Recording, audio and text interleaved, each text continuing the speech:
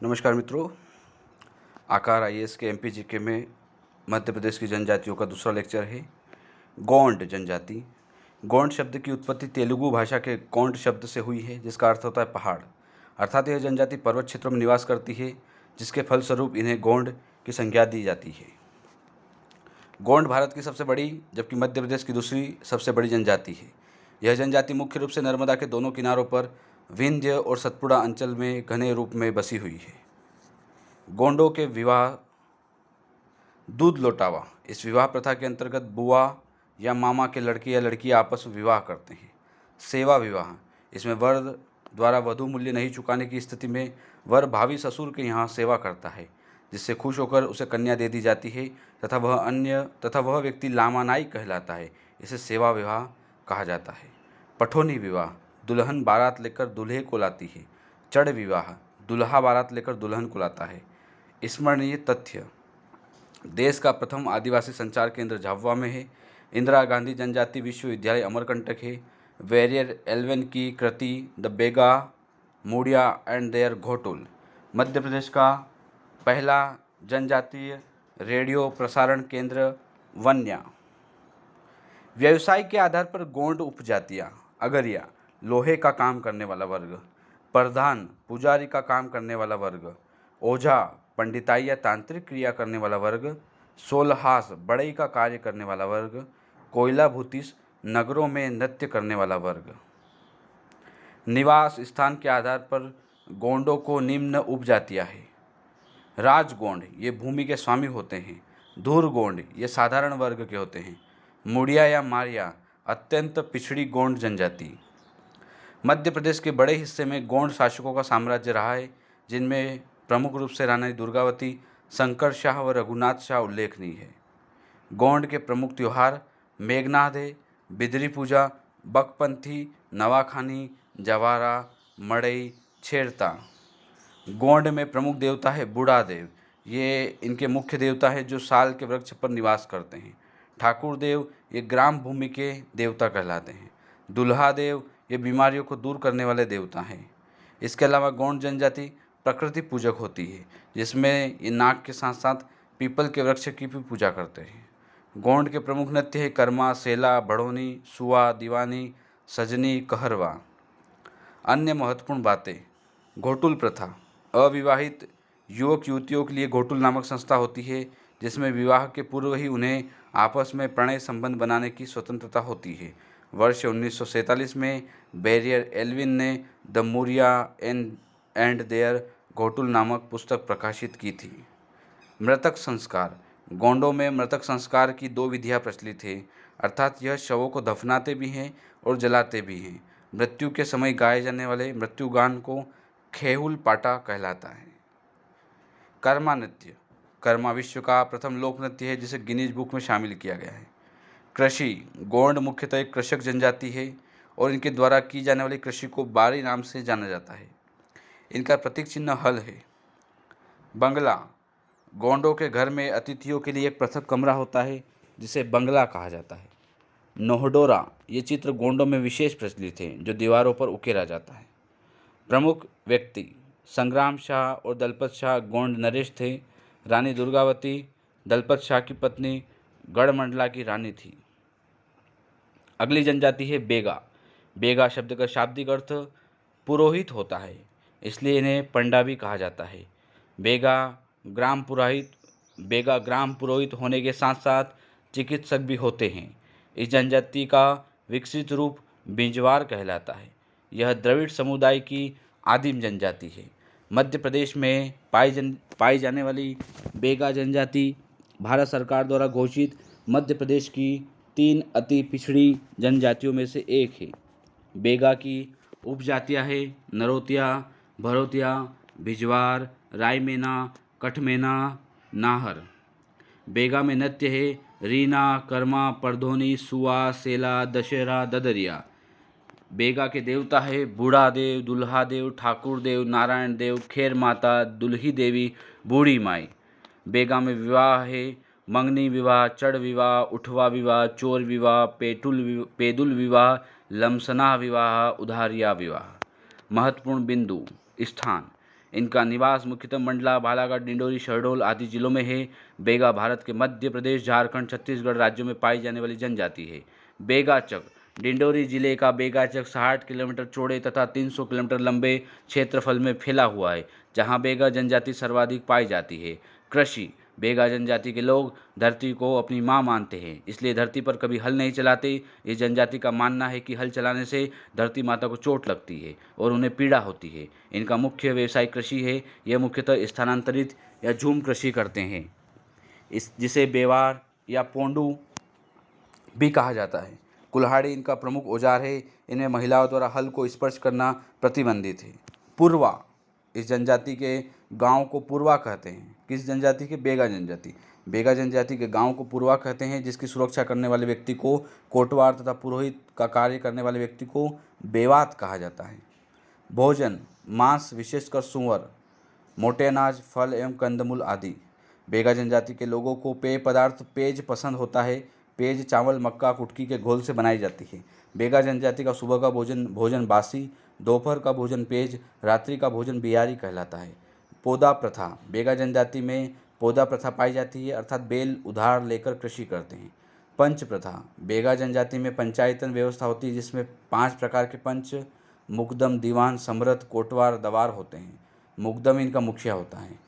सुअर बजी समारोह सुअर पूजक बेगा जनजाति द्वारा 12 वर्षों में एक बार मनाया जाता है। द बेगा पुस्तक बेगा जनजाति पर आधारित बेजर एल्विन द्वारा लिखित यह पुस्तक है। बेगा जनजाति संसार की सर्वाधिक गुदना प्रिय जनजातियों में से एक है। सहरिया सहरिया शब्द की उत्पत्ति सहदन हरिया से हुई है, जिसका अर्थ शेरों के साथ होता है।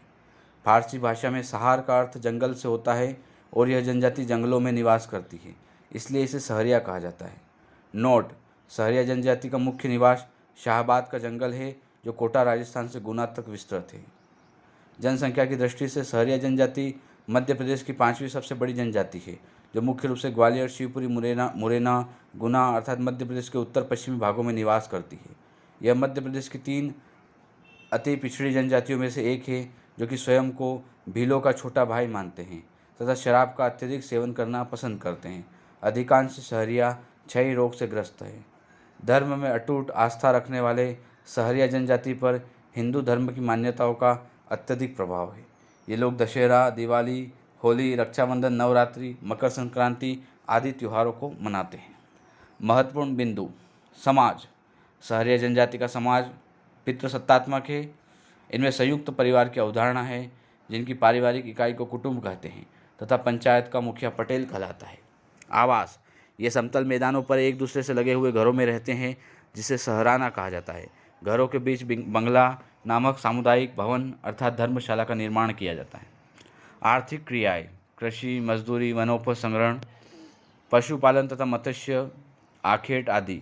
इसके अलावा ये लोग जड़ी बूटियों की पहचान में सिद्धहस्त होते हैं तथा इनसे औषधि बनाकर हाट बाजारों में बिक्री करते हैं।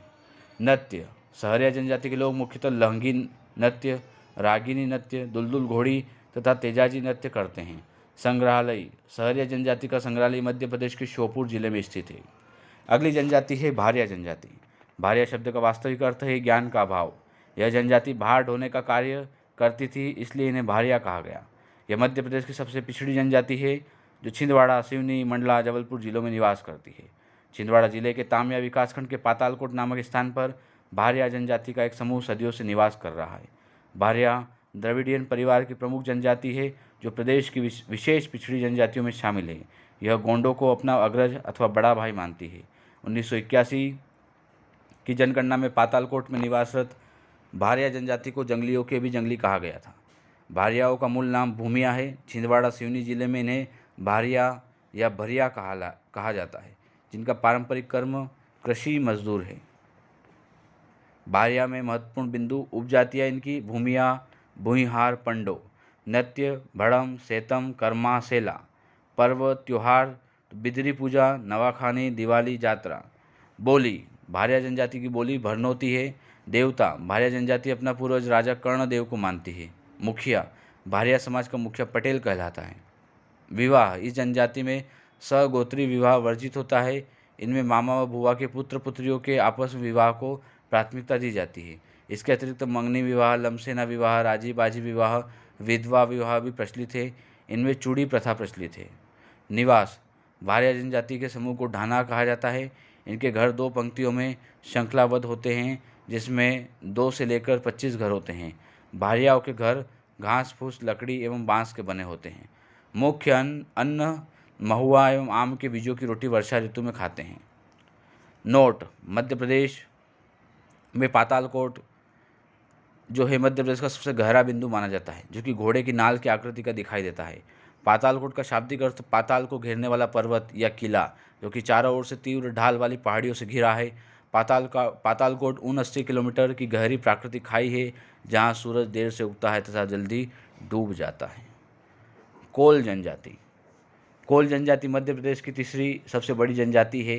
इस जनजाति का उल्लेख रामायण तथा महाभारत आदि ग्रंथों में भी मिलता है। ये स्वयं को शबरी का वंशज मानते हैं। मैक्स मुलर ने इसे कोल या कोलारियन परिवार का बताया है। कोल जनजाति के लोग स्वयं को चंद्रवंश के गांधार पुत्र कोल को अपना पूर्वज मानते हैं। कोल जनजाति मध्य प्रदेश में मुख्यतः सीधी, सतना, जबलपुर, रीवा, शहडोल जिलों में निवासरत है। कोल जनजाति का मूल निवास रीवा के बर्दी राजा क्षेत्र के कुराली को माना जाता है। महत्वपूर्ण बिंदु, कोल में उपजातियाँ हैं रोतिया, रोतेले, भड़तिया, दशोरा, मवासी, रेवरिया आदि। आवास, यह लोग टोला बनाकर रहते हैं, जिन्हें कोलहीन या टोला कहा जाता है। घर की दीवारें मिट्टी, पराली एवं बांस से तथा छतें खपरेल से बनाते हैं। पंचायत, कोल जनजाति में कई गांवों की एक समिति होती है, जो विभिन्न आवश्यक उद्देश्यों को तय करती है। गांव को पंच को घोइया कहा जाता है, जो आपसी विवादों का समाधान करता है। नृत्य, इस जनजाति में प्रमुख नृत्य कोल तथा दहका है। विवाह, कोल जनजाति की विवाह पद्धति हिंदुओं के समान होती है। इनमें बहु विवाह का प्रचलन है, किंतु पर्दा प्रथा प्रचलित नहीं है। कोल जादू टोना पर विश्वास करते हैं। कोल संगीत के शौकीन होते हैं तथा इनका दहका नृत्य अत्यंत प्रसिद्ध है। अगली जनजाति है पारधी जनजाति। पारधी मराठी भाषा का शब्द है, जिसका अर्थ आखेट अथवा शिकार होता है। मध्य प्रदेश में जनजाति भोपाल, रायसेन, सीहोर आदि जिलों में निवास करती है। यह एक आखेटक जनजाति है, जो वन्य पशुओं का शिकार करने में अत्यंत कुशल होती है, किंतु इनमें महिलाओं को शिकार करने की अनुमति नहीं है। पारधी जनजाति की उपजातियाँ, भील पारधी, ये बंदूक से पशु पक्षियों का शिकार करते हैं। चीता पारधी, ये मुख्यतः चीतों को पालने व प्रशिक्षण देने का कार्य करते हैं। फांस पारधी ये शिकार को जाल में फंसाकर पकड़ते हैं। गोसाई पारधी, ये भगवा वस्त्रधारी साधुओं की तरह रहते हैं तथा हिरण का शिकार करते हैं। शीशी का तेल वाले पारधी, ये पुराने समय में मगरमच्छ का तेल निकालने वाले पारधी होते हैं। लंगोट पारधी, ये केवल लंगोट धारण करते हैं। बंदर वाला पारधी, ये बंदर नचाने वाले पारधी होते हैं। पनिका, यह जनजाति मध्य प्रदेश के सीधी एवं शहडोल में निवास करती है। इसके अलावा छत्तीसगढ़ में भी यह जनजाति पाई जाती है। पनिका लोगों की मान्यता है कि कबीर का जन्म जल में हुआ था तथा उनका पालन पोषण एक पनिका महिला द्वारा किया गया था। यही कारण है कि अधिकांश पनिका कबीरपंथी होते हैं तथा स्वयं को कबीरहा कहलाते हैं। कबीरपंथी मांस मदिरा का सेवन नहीं करते हैं। पनिका मुख्यतः बुनकर जनजाति है, जो पारंपरिक वस्त्रों का निर्माण करती है। पनिका में उपवर्ग शक्ति, साकेत, पनिका, कबीरपंथी है। खेरवार जनजाति, खेर वृक्ष से कत्था निकालने के कारण खेरवार कहलाने वाली इस जनजाति को खेरुआ भी कहते हैं। यह जनजाति मध्य प्रदेश के उमरिया, सीधी, अनूपपुर तथा शहडोल में निवास करती है। पन्ना छतरपुर में यह जनजाति कोंदार के नाम से जानी जाती है। खेर जनजाति का मुख्य व्यवसाय विंध्य क्षेत्र एवं मंडला में कत्था निकालना है। इसके ये लोग अतिरिक्त वनोपज संग्रहण तथा मजदूरी करते हैं। बंजारा, मध्य प्रदेश में बंजारा को घुमंतू जनजाति के रूप में जाना जाता है। यह जनजाति मध्य प्रदेश के निमाड़, मालवा, मंडला आदि क्षेत्रों में निवास करती है। बंजारों का मूल निवास स्थान राजस्थान को माना जाता है। इस जनजाति की महिलाएं सौंदर्य प्रसाधन का प्रयोग सर्वाधिक करती है। इनके काफिले को टांडा कहते हैं। किसी टांडे के मुखिया या सरदार को नायक कहते हैं। बंजारा जनजाति को कंघी का आविष्कारक भी कहा जाता है।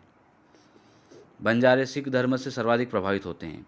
बंजारे में नृत्य, तलवार, डंडा, बेली आदि। अन्य जनजातियाँ मध्य प्रदेश में, सोर जनजाति निवास स्थान सागर, दमोह, टीकमगढ़, छतरपुर, पन्ना। हल्बा जनजाति बालाघाट में। उरांव जनजाति सीधी, सिंगरौली, अनूपपुर, शहडोल। उरांव में नृत्य सरहुल और घुड़िया है। बिंजवार जनजाति बालाघाट व सिवनी में। अगली जनजाति कमार जनजाति। यह एक छोटी जनजाति जिसकी कुल जनसंख्या 2011 के अनुसार 18,603 है। प्रदेश में यह शहडोल, अनूपपुर, सीधी और सिंगरौली जिलों में निवास करती है। कंवार में 8 उपवर्ग हैं, जिनमें एक तंवर है जो स्वयं को तोमर राजपूत मानते हैं। कमार जनजाति गण चिन्हों तथा गोत्रों में विभाजित है। ये अपने गण चिन्हों में वन्य पशुओं तथा आसपास की वस्तुओं जैसे शीशा, भंडार, छाता आदि का प्रयोग करते हैं। अनुसूचित जाति जनजाति संबंधी योजना। नवजीवन योजना, आवास हेतु नाम मात्र मूल्य पर भूखंड मिलता है इसमें। वसुंधरा योजना, कृषकों को ब्याज मुक्त ऋण। जल जीवन योजना, सामूहिक सिंचाई का लाभ। स्वावलंबन योजना, स्वरोजगार हेतु कार्यशील पूंजी एवं ऋण। मधुबन योजना, सामुदायिक डेयरी एवं पशुपालन। रफ्तार योजना, यातायात एवं ट्रक बसों हेतु योजना। धन्वंतरी योजना, चिकित्सकों को प्रैक्टिस हेतु मदद। न्याय निकेतन, अभिभाषकों को मदद। सहारा योजना, कुष्ठ, विकलांग, निराश्रित, विधवा और परित्यक्ताओं को अतिरिक्त अनुदान। पंचधारा योजना, कल्पवृक्ष, आयुष्मती, वसुंधरा, वात्सल्य, ग्राम्या।